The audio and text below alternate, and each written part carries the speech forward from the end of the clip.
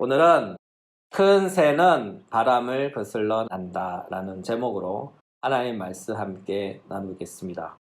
이 세상에는 법칙이라는 것이 있고 또한 질서라는 것도 있죠. 법칙이란 것은 일정한 결과물을 얻기 위해 공식화된 설명서입니다. 따라서 법칙대로만 하면 바라는 결과물들을 대체적으로 얻을 수 있습니다. 하여 우리 속담에 이런 말이 있죠. 콩 심은 데 콩 나고 팥 심은 데 팥 난다. 또한 질서라는 것이 있는데 이것은 순리대로 이치대로 물 흘러가듯 흘러가는 것입니다. 가령 자연의 법칙처럼 말이죠. 봄이 오면 꽃이 피고 여름이 오면 열매를 맺고 가을이 오면 추수를 하고 겨울이 오면 자연은 내일을 위해 숨을 고릅니다. 이처럼 세상은 법칙과 질서 안에서 순항하고 있죠. 우리 또한 이 세상 안에서 세상의 법칙과 질서와 더불어 삽니다. 그러나 사는 모습은 매우 다양해요. 어떤 분들은 오늘보다 더 나은 내일을 위해 성공의 법칙을 공부하여 세상의 질서와 순리에 맞서 도전하며 자신의 인생을 스스로 개척해 나가시는 분들이 있는가 하면요. 또 어떤 분들은 자연의 질서와 어울리며 자적하며 물 흐르는 대로 발길 닿는 대로 안전한 인생을 선택하시는 분들도 있습니다. 기독교인의 삶도 이와 비슷한 양상을 갖고 있어요. 주님, 여기가 좋사오니 라고 말했던 베드로처럼 변화와 도전보다는 안전한 길을 택하며 현실에 만족하며 사는 분들이 있는가 하면요. 구약 시대의 야곱처럼 주님, 나를 축복해 주시지 않으면 당신을 절대로 보내지 않겠나이다 라고 말하며 주님을 붙잡고 밤새 씨름하는 분들도 계십니다. 그의 인생의 획기적인 변화를 갈망하면서 말이죠. 과연 우리는 어느 입장에 서 있습니까? 베드로처럼 현실 만족주의 입장에 서 있습니까? 아니면 야곱처럼 도전과 변화를 추구하는 입장에 서 있습니까? 저는 베드로의 입장에 조금 가까운 것 같아요. 살다 보니 나이를 먹다 보니 이제는 도전하는 것도 싫고 변화하는 것도 싫어요. 그냥 이대로가 좋사오니 제발 나를 내버려 두세요 하는 그런 입장에 있습니다. 이렇듯 여러분도 나름의 입장이 있겠죠. 그런데요, 도전이 없으면 변화도 없습니다. 그냥 이대로 그 자리에 주저앉아 있으면요, 아무 일도 안 일어나요. 이는 마치 성장이 멈춘 듯한 삶이 멈춰 있는 것이죠. 이런 것을 학술 전문 용어로 퇴화했다라고 합니다. 여러분, 생물은요, 움직여야 해요. 활동적이어야 합니다. 움직이지 않는다, 활동하지 않는다 하는 그 말은요, 죽었다 하는 말과 같은 거예요. 우리의 신앙도 이와 마찬가지입니다. 우리가 소유한 믿음이 성장을 멈추면 그것은 잠시 멈춘 신앙이 아니라 죽어있는 믿음이에요. 살아있으나 죽은 것이죠. 성경은 말씀합니다. 나의 의인은 믿음으로 말미암아 살리라. 또한 뒤로 물러가면 내 마음이 그를 기뻐하지 아니하리라 하셨느니라. 우리는 뒤로 물러가 멸망할 자가 아니요 오직 영혼을 구원함에 이르는 믿음을 가진 자이니라. 이 구절에 의하면 뒤로 물러가는 것은 멸망하는 것이라고 합니다. 바꿔 말하면 믿음은요, 앞으로 나아가는 거예요. 끊임없이 계속해서 지속적으로 한 걸음 한 걸음 앞으로 나아가는 거예요. 신앙이 멈췄다, 믿음이 멈췄다, 이 말은요, 뒤로 물러갔다 하는 뜻입니다. 우리의 신앙은 멈추는 그 순간 퇴보하는 거예요. 우리가 살고 있는 이 세상은요, 매 순간마다 보이지 않는 세월이라는 많은 물들이 내일이라는 샘물에서 솟아나 오늘이라는 순간을 지나 어제라는 각오로 쏜살같이 지나가는 곳이죠. 이와 같은 이유로 우리의 믿음의 발걸음을 멈추는 그 순간, 우리는 멈춘 그 자리에 그냥 서 있는 것이 아니라 순식간에 지나가는 세월의 많은 물과 함께 그 물에 휩쓸려 빠르게 퇴보하고 있는 것이죠. 이와 같은 이유로 여러분께 주님의 이름으로 권면합니다. 믿음의 발걸음을 멈추지 마십시오. 멈추면 죽습니다. 오늘 본문의 사도의 기도도 이와 같아요. 우리의 믿음이 구원받은 믿음에 그대로 머물러 있지 말고 믿음의 더 높은 최고봉을 향하여 날마다 앞으로 나아가길 사도는 기도하고 있어요. 그렇다면 우리의 믿음의 최고봉은 어디일까요? 본문 19절입니다. 그 너비와 길이와 높이와 깊이가 어떠함을 깨달아 하나님의 모든 충만하신 것으로 너희에게 충만하게 하시기를 구하노라. 본문에서 하나님의 모든 충만하신 것이란 문구를 주목해 보셔요. 여기서 하나님의 모든 충만함은 무엇일까요? 바로 예수님입니다.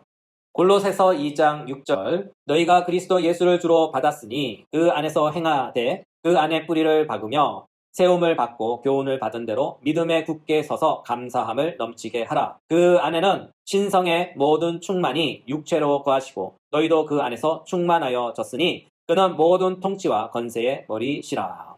사도의 이 말씀에 의하면 예수님께서 하나님의 모든 충만함이라고 합니다.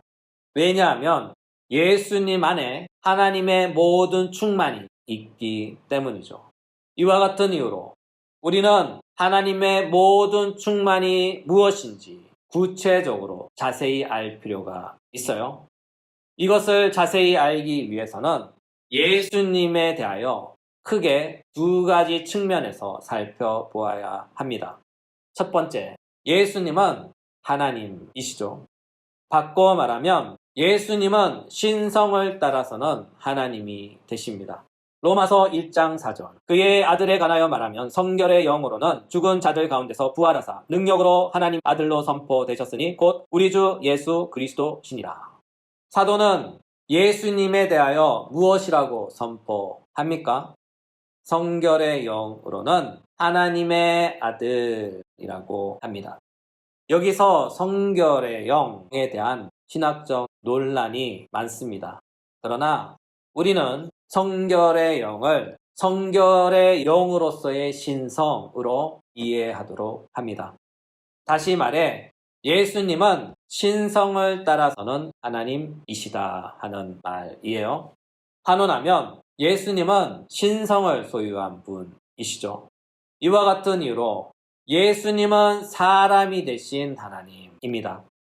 두 번째, 예수님은 참 사람이에요. 로마서 1장 3절 그의 아들에 관하여 말하면 육신으로는 다윗의 혈통에서 나셨고 이 말씀을 바꿔 말하면 육신을 따라서는 사람이 되셨다 입니다. 이것을 기독교 용어로 진술하면 예수님께서 인성을 취하셨다. 이와 같은 이유로 예수님은 독특한 사람입니다. 왜냐하면 예수님은 신성과 인성을 모두 소유하신 분이시기 때문이죠. 어떻게 소유했는가 하고 묻는다면 우리의 대답은 이것입니다. 예수님 안에 신성과 인성이 연합해 있습니다. 예수님의 신성과 인성은 예수님 안에서 서로 혼합되거나 섞이지 않고 서로 지배하지도 않으며 신성은 인성 곁에, 인성은 신성 곁에 나란히 하나로 계십니다. 이것을 기독교 전문 용어로 예수님 안의 이원성이라고 해요. 따라서 예수님은 인성을 따라서는 참 사람입니다. 그러므로 예수님의 이와 같은 독특한 이원성으로 인하여 예수님 안에는 신성의 충만함과 더불어 인성의 충만함이 함께 있습니다. 이와 같은 사실로 인하여 사도 베드로가 그의 서신서에서 신의 성품에 참여하는 자가 되게 하셨다라고 말씀하실 때 우리가 참여하는 신성의 성품은 바로 예수님의 인성에 참여하는 거예요. 따라서 우리가 하나님의 자녀가 된다, 우리가 하나님을 닮는다 하는 이 말씀은요, 우리가 예수님의 인성과 연합한다는 뜻입니다. 우리가 예수님의 인격을 담는다 하는 그런 뜻입니다. 이것이 신의 성품에 참여하는 것입니다. 우리가 신의 성품에 참여해야 하는 이유는 바로 예수님은 하나님의 완전한 형상이기 때문이죠. 골로새서 1장 15절. 그는 보이지 아니하는 하나님의 형상이시요 모든 피조물보다 먼저 나신 이시니. 사도는 말씀합니다. 예수님은 보이지 않는 하나님의 형상이다. 요한복음 1장 18절. 원래 하나님을 본 사람이 없으되 아버지 품속에 있는 독생하신 하나님이 나타내셨느니라. 성경도 말씀합니다. 아무도 하나님을 본 사람이 없다. 바꿔 말하면 사람은 하나님을 볼 수 없다. 왜냐하면 하나님은 영이시기 때문에 영이신 하나님을 사람의 눈으로 볼 수 없습니다. 이와 같은 이유로 하나님은 당신을 볼 수 있는 형태로 우리에게 사람으로 나타내셨는데 그 사람이 바로 예수님이에요. 따라서 예수님은 나타난 하나님의 형상, 하나님의 모습입니다. 이와 같은 이유로 예수님은 말씀하셔요. 나를 본 자는 아버지를 보았다. 요한복음 14장 9절. 예수께서 이르시되 나를 본 자는 아버지를 보았거늘. 그러므로 예수님을 보는 것은 보이지 않는 하나님, 곧 영이신 하나님을 우리의 두 눈으로 보는 것과 같습니다. 왜냐하면 예수님과 하나님은 하나이기 때문이죠. 이쯤 되면 어떤 분들은 속으로 이런 말씀을 하실 수 있어요. 아니 목사님, 예수님은 이미 2000년 전에 하늘로 승천하셨잖아요. 그렇다면 지금 우리는 예수님을 보고 싶어도 못 보는 거잖아요. 라고 올멘 소리를 하실 수 있습니다. 여러분, 그런 걱정은 전혀 안 하셔도 됩니다. 지금 우리도 얼마든지 우리의 두 눈으로 예수님을 볼 수 있습니다. 이것은 우리 주님의 약속입니다. 요한복음 14장 21절. 나의 계명을 지키는 자라야 나를 사랑하는 자니 나를 사랑하는 자는 내 아버지께 사랑을 받을 것이요 나도 그를 사랑하여 그에게 나를 나타내리라. 마지막 구절을 주목해 보셔요. 예수님이 무엇이라고 말씀합니까? 그에게 나를 나타내리라. 우리 주님은 말씀하셨어요. 그에게 나를 나타내리라. 주님의 뜻은 이것입니다. 내가 실제로 만나주겠다. 이것은 제가 예전에 사역했던 교회에서 있었던 어느 안수 집사님의 간증입니다. 직접 오셔서 저에게 말씀해 주신 거예요. 직접 들은 사람입니다. 종종 예화로 말씀드렸는데 다시 한번 말씀드립니다. 그때 제가 금요 기도회를 인도하고 있었어요. 교회에서 기도 좀 한다 하시는 장로님, 권사님, 집사님들 모시고 좀 더 특별한 기도회를 했습니다. 물론 제가 원해서 하고자 해서 모은 것은 아니고요. 그때 담임 목사님께서 시켜서 어쩔 수 없이 반강제적으로 맡아서 했습니다. 네, 제 의지가 아니었다 하는 거죠. 여튼 그 기도 멤버 중 한 분이셨는데 그분의 기도 제목이 이거였어요. 예수님을 내 두 눈으로 직접 보고 싶습니다. 예수님을 내 두 눈으로 직접 보고 싶습니다. 그분은요, 이 기도 제목을 갖고 무려 3년 동안이나 기도했어요. 그러던 어느 날 진짜 예수님이 그 집사님 앞에 나타나신 거예요.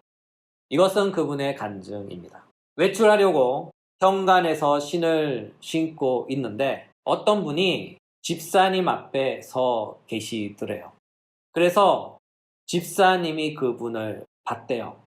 봤는데 선명하진 않지만 그분이 누구신지는 확실히 알 수 있었다고 합니다. 바로 그토록 만나고 싶었던 그분. 3년 동안이나 간절하게 기도했던 그 기도의 주인공, 바로 예수님께서 집사님 앞에 짠하고 진짜로 나타나신 거예요. 이것은 소설이 아닙니다. 그 집사님께서 체험하신 얘기를 저한테 오셔서 말씀해 주신 거예요. 그 집사님은요, 제가 여러 해 동안 옆에서 봤는데 예수님을 직접 만나기 전까지는요, 조금 급하신 분이었어요. 다혈질의 분이셨고 참 예민하신 분이었죠. 가끔 교회 사무실에 오셔서 까칠하고 예민하게 구셨어요. 버럭버럭 말이죠. 그런데요, 그분이요, 예수님을 만난 이후로 참 많이 변하셨어요. 왜냐하면 인자에도 그렇게 인자한 분은 처음 봤어요. 여러분, 큰바위 얼굴 아십니까? 중학교 국어책에 나오는 이야기 같은데 그 책의 요점은 닮고 싶은 사람을 오랫동안 보면 어느새 그 사람을 많이 닮아 있더라 하는 내용입니다. 오래돼서 기억이 확실하지 않다는 점 꼭 참고해 주셨으면 좋겠습니다. 여튼 요점은 그 집사님이 그랬어요. 예수님을 직접 만난 이후 그분의 성품이 예수님을 닮아 있었어요. 옛날 같으면 버럭하고 벌써 화내실 상황이신데도 인자한 모습으로 전혀 감정의 동요 없이 얼굴에 평안한 모습을 봤어요. 전혀 화도 안 내시고요. 짜증도 안 내시고요. 얼마나 온화하신지 내가 알던 그 집사님 맞나? 하고 의심이 들 정도로 변화된 모습이셨죠. 이처럼 예수님은요, 자신을 찾고 만나고 구하는 자에게 만나 주십니다. 하여 드리고 싶은 겉면의 말씀은요, 지금도 늦지 않았습니다. 우리가 예수님을 구하고 찾으면 그분은 반드시 우리 앞에 짠하고 그 자신을 나타내 주실 줄 믿습니다. 정리하면 하나님의 모든 충만함은 예수님 안에 있습니다. 예수님 안에 하나님의 신성의 충만함과 하나님의 인격의 충만함이 있습니다. 따라서 우리가 예수님 안에 있으면 예수님 안에 있는 하나님의 모든 충만함이 우리의 충만함이 될 줄 믿으시길 바랍니다. 로마서 8장 29절 30절 하나님이 미리 아신 자들을 또한 그 아들의 형상을 본받게 하기 위하여 미리 정하셨으니 이는 그로 많은 형제 중에서 맏아들이 되게 하려 하심이라. 또한 미리 정하신 그들을 또한 부르시고 부르신 그들을 또한 의롭다 하시고 의롭다 하신 그들을 또한 영화롭게 하셨느니라. 오늘의 말씀을 마무리합니다. 세상에 이런 말이 있죠. 대붕역풍비 생어역수영. 뜻은 이러합니다. 큰 새는 바람을 거슬러 날고 살아있는 물고기는 물살을 거슬러 오른다. 큰 새는 바람을 거슬러 날고 살아있는 물고기는 물살을 거슬러 오른다. 장자 1편 소요유에 나오는 문구라고 합니다. 참고로 이 글은 어떤 분이 블로그에 쓴 글을 참고했습니다. 요점은 우리의 믿음도 이와 같습니다. 살아있는 믿음은 내일이라는 바람을 거슬러 날며 세상이라는 거대한 물살에 맞서 거슬러 올라갑니다. 저는 기도합니다. 여러분의 믿음이 도전하는 믿음, 진보하는 믿음, 도약하는 믿음이 되시길 예수님의 이름으로 기도합니다. 또 이런 말이 있어요. 사랑하면 서로 닮는다. 우리가 예수님을 사랑하면 우리는 예수님을 닮아 있을 것입니다. 우리가 예수님을 닮는다 하는 것은 예수님 안에 있는 하나님의 모든 충만함으로 충만해진다는 것을 뜻합니다. 바로 예수님의 인격으로 충만해집니다. 예수님의 인격의 충만함은 사랑으로 나타나죠. 왜냐하면 하나님은 사랑이시기 때문이죠. 따라서 우리는 사랑의 하나님을 닮아서 우리의 눈빛도 우리의 표정도 또한 우리의 모든 인격이 예수님 닮기를 예수님 이름으로 축복합니다.